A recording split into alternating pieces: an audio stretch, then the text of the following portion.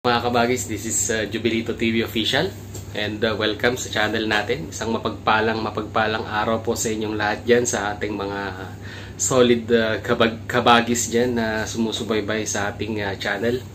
And for today's video upload mga kabagis, pag-usapan natin tong sinubaybayan ninyo ng mga nakaraan sa channel natin na kung saan ay ang awayang Madi Katigbak at RTDPH and Katropa Official. Well, hindi ko na sasabihin kung anong istorya dahil alam ko naman po na napanood nyo na yung mga in-upload nating video, reaction video dito sa istorya nitong tatlong ito. And ito na nga ang inaantabayanan natin mga kabagis, sa bagong video post ni Idol Japper Sniper ay nagsalita na siya dito sa issue na ito. At right after na nagbigay ng payo itong si Idol Japper Sniper dito sa mga naghihidwa ang panig na ito mga kabagis, is nag-release na itong si RTDPH ng video na kung saan ay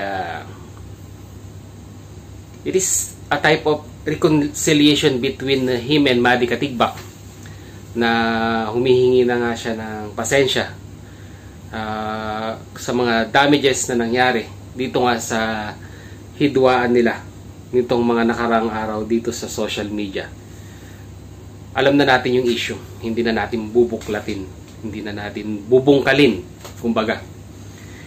This is just also a finale in regards dun sa mga previous na ginawa kong reaction video mga kabagis, At ito na yung finale dito sa issue nila Madi Katigbak, RTDPH at Katropa Official. Dahil nga ang inaantabayanan lang natin na magsalita is itong si Idol Japper Sniper, na kung saan ay ito na nga, ayun na, nagsalita na si Idol Japper Sniper. Wala siyang pinanigan, nagbigay siya ng kanyang opinion at suggestion para ma-resolve ang problema. At sa tingin ko ay nakinig naman ang parehas na panig. At sana maayos na dahil itong si RTDPH ay nagpakumbaba naman at he do accept his mistakes. Dahil as a vlogger mga kabagis is hindi naman na mawawala yung gawa ng pagkakamali. And hopefully sana si Madi Katigbak ay ganun din, na makipag-reconciliate na din siya para maisara na itong chapter ng istoryang nangyari sa kanila. And I do hope na sana they find peace in their mind at sa sarili nila at makapagpatawaran sila. At dumating pa rin sa punto na by the end of the day is magiging maayos pa rin ang lahat para sa kanilang tatlo. Isama na natin si Katropa Official. Dahil gaya nga ng sinabi ko, ang hidwaan or ang pagkakaroon ng issue as a vlogger ay normal na yan sa pinasok na industriya namin as a YouTuber. Sa akin na lang, as my YouTube channel grows, my basher also grows. Kasi sabi nga nila, marami rin akong nare-receive na mga negative comment sa aking comment section sa mga bawat video yung ina-upload ko. Dahil nga marami ang nagsasabi na tigilan ko na daw yung paggawa ng reaction video sa kanila at hindi daw ako nakakatulong at ginagatungan ko pa na lumala yung issue.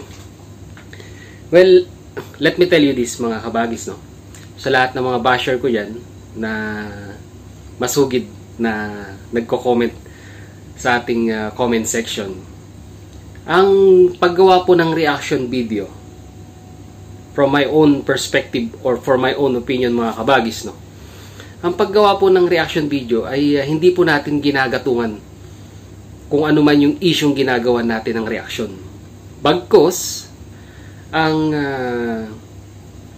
paggawa ng reaction video ay isang pag-aanalisa doon sa nangyaring istorya at base sa pangsarili kong opinion or sa pagkakaintindi ay by itself, reaction, nagre-react ako. So, hindi po ako promoter ng boxing na gaya ng sinasabi ninyo na pinag-aaway ko yung dalawang panig. Well, this is not my first time na gumawa ng reaction video dahil ever since na I establish my channel as a content creator, I said to myself na this channel will be dedicated through making reaction videos. At paninindigan ko na yan na talagang ang channel na ito ay majority ng video upload natin is reaction video. Kaya mga basher, marami-rami pa kayong mapapanood at marami pa siguro kayong mapapataas, marami pang beses na mapapataas kung mga kilay ninyo dahil sa mga gagawin pa nating mga reaction videos. Well, kaya nga natin ginagawa ng reaction video ang isang bagay is either to say my own opinion, and by saying it is baka makatulong lang naman na makorek or maging tulay ako or mediator para maayos kung ano man yung gulong kinasasangkutan dun sa ginagawa ko ng reaction video. And I'm not telling that I'm a best vlogger na gumagawa ng reaction video. Maraming channel dyan na talagang the best kung gumawa or mag-analisa ng reaction video. I'm just a small YouTuber, mga kabagis, na making my own way through this profession na tinahak natin as a YouTuber and reaction video making content creator nga, sabi nga nila, mga kabagis. Well, tapos na yun. Mega shoutout sa inyo lahat, mga basher. I love you all. Mahal na mahal ko kayo. Keep on bashing, sabi nga nila. Well, balik na tayo dun sa issue. On the recent video post na ginawa nga ni RTDPH ay nakipag-reconcile na siya at humingi nga siya ng pasasalamat kay Idol Japper Sniper at na-enlighten siya sa mga isyong kinaharap nila ngayon. And he do hope for the best na sana ganun din ang gawin ni Madi Katigbak. And this will be my last video or last reaction video para dito nga sa isyong Madi Katigbak, RTDPH, and Katropa Official.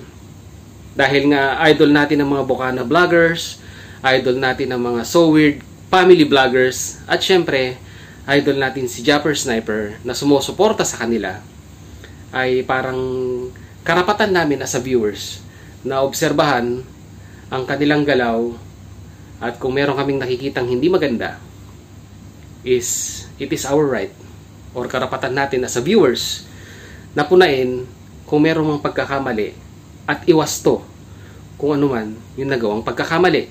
Dahil by the end of the day, viewers is always right, sabi nga nila, mga kabagis.